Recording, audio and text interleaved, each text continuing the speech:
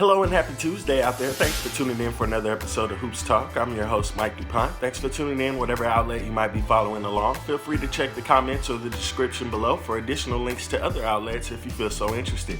Now let's dive right in. On tonight's NBA national docket, we've got a pair of games on our national docket. We did review these yesterday if you were following along and you watched yesterday's episode. The Memphis Grizzlies will be taking on the Houston Rockets at 7 p.m. on NBA TV. It's a Southwest showdown. Again, that's a 7 p.m. tip on NBA TV between the Houston Rockets and the Memphis Grizzlies. Following that, immediately following, the Dallas Mavericks will tip off against the Golden State Warriors as slated for a 9:30 p.m. tip on NBA TV. But as we mentioned, if the first game does run late, or run long, or run into overtime, then that game will tip immediately following. Now, looking at some notes from Monday, the Oklahoma City Thunder did get a notable win, 117-104 over the Minnesota Timberwolves. The Oklahoma City Thunder just keep climbing the Western Conference standings. Currently sit 23-17 in the West. The Minnesota Timberwolves drop to 15-24. Of note, in that contest, Gilgeous-Alexander finished with 20 points, 20 rebounds, 10 assists for the Oklahoma City Thunder in the win. Gilgeous-Alexander becomes the youngest ever to finish with the 20-point, 20-rebound triple-double in NBA history, moving elbow and Shaq up out of the way. He accomplished the feat in 21 years, 185 days. That's 74 days faster. Shai Gilgeous-Alexander, kudos to him. Congratulations to him, young fella. He did become the youngest ever to accomplish a 20-point, 20-rebound triple-double. 20 points, 20 rebounds, 10 assists for Gilgeous-Alexander in a 117-104 win over the Minnesota Timberwolves last night. We haven't done this in a few days, so I figured let's take a look at the NBA standings. Let's take a look around the league and see how things are currently stacking up.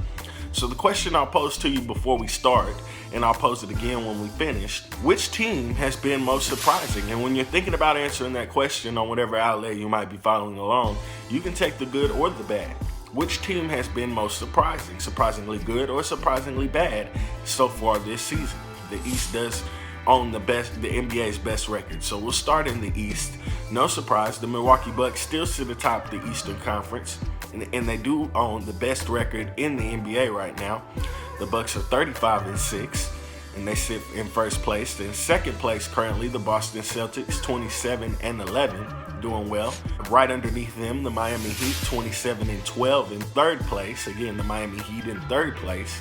Toronto Raptors, the defending NBA champions, currently sit in fourth place at 25-14. The Indiana Pacers at 25-15 sit in fifth place, and they're waiting on Victor Oladipo to come back. They do have an opportunity to get him back here at the end of January, so that'll be something worth following.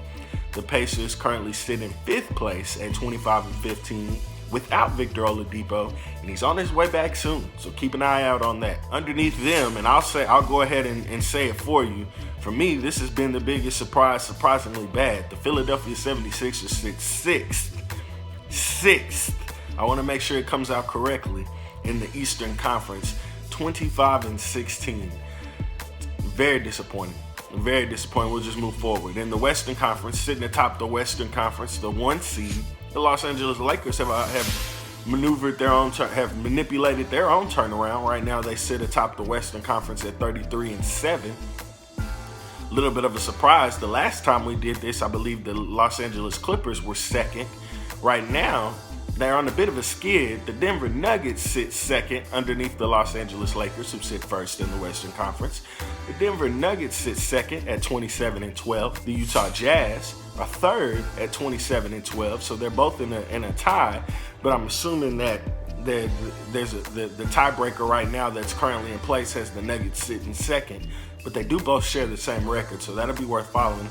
The Rockets a half game behind in fourth place at 26-12, but they do have a chance to get that to 27-12 tonight when they take on the Memphis Grizzlies at 7 p.m. on NBA TV. Currently in fifth place, the Los Angeles Clippers, who were once in second, currently sit in fifth with the Mavericks staring them down.